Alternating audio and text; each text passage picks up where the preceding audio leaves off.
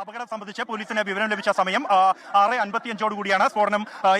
തുടർന്ന് പോലീസ് സ്ഥലത്തെത്തി പരിശോധനകൾ പുരോഗമിക്കുന്നു എന്നാണ്. കുറച്ച് പേർ ഈ അപകടത്തിൽ മരിച്ചിരിക്കുന്നു, കുറച്ച് പേർക്ക് പരിക്കേറ്റിരിക്കുന്നു എന്നതിനപ്പുറത്തേക്ക് വിശദമായ ഈ സ്ഫോടനത്തിന്റെ കാരണങ്ങൾ, സൂക്ഷ്മമായ കാരണങ്ങൾ എന്ത് എന്നതുമായി ബന്ധപ്പെട്ടുള്ള വിവരങ്ങൾ ഈ ഘട്ടത്തിൽ പങ്കുവയ്ക്കാൻ അദ്ദേഹം തയ്യാറായിട്ടില്ല. എന്തായാലും ഈ സ്ഫോടനം അത്യന്തം ഗൗരവത്തോടു കൂടി തന്നെയാണ് പോലീസ് കാണുന്നത്. അതുകൊണ്ട് തന്നെ വിശദമായ പരിശോധനകൾ ഇവിടെ നടത്തിയ ശേഷം മാത്രമായിരിക്കും എന്താണ് സ്ഫോടനത്തിന് കാരണം എന്നതിൽ വ്യക്തത വരിക. അതിനുശേഷം മാത്രമായിരിക്കും ഇക്കാര്യങ്ങൾ ഉന്നത പോലീസ് ഉദ്യോഗസ്ഥർ തന്നെ മാധ്യമങ്ങളുമായി പങ്കുവയ്ക്കുക. ഇപ്പോൾ ഈ അപകടം സംബന്ധിച്ചുള്ള ഒരു സ്ഥിരീകരണം മാത്രമാണ് ഔദ്യോഗികമായി പോലീസിന്റെ ഭാഗത്തു നിന്നും ഉണ്ടായിരിക്കുന്നത്. ഇത്തരത്തിലൊരു സ്ഫോടനം നടന്നിരിക്കുന്നു, ഈ സ്ഫോടനം നടന്ന സമയം, ഇതിനെക്കുറിച്ച് പോലീസിന് വിവരം ലഭിച്ച കാര്യങ്ങൾ ഉൾപ്പെടെ മാത്രമാണ്. വിശദമായ പ്രതികരണങ്ങൾ അല്ലെങ്കിൽ സൂക്ഷ്മമായ പ്രതികരണം ഈ ഒരു ഘട്ടത്തിൽ പോലീസിൽ നിന്നും വന്നിട്ടില്ല. അതിന് വ്യക്തമാക്കുന്നത് ഇത് അത്യന്തം ഗൗരവത്തോടെ സൂക്ഷ്മമായ പരിശോധനകൾക്ക് ശേഷം മാത്രമായിരിക്കും ഇതിന്റെ കാരണം സംബന്ധിച്ചുള്ള ഒരു ഔദ്യോഗികമായ വിശദീകരണം പോലീസിന്റെ ഭാഗത്തു നിന്നും ഉണ്ടാവുക എന്നുള്ളത് തന്നെയാണ്.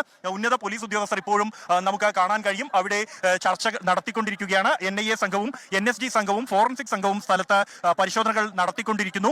ഈ പ്രാഥമികമായ പരിശോധനയുടെ വിശകലനത്തിന് ശേഷമായിരിക്കും സ്ഫോടനത്തിന്റെ കാരണങ്ങൾ എന്ത്, ഈ സ്ഫോടനത്തിന്റെ സ്വഭാവം എന്തായിരുന്നു എന്നതുമായി ബന്ധപ്പെട്ടുള്ള ഔദ്യോഗികമായ ഒരു സ്ഥിരീകരണം പോലീസിന്റെ ഭാഗത്തു നിന്നും ഉണ്ടാവുക.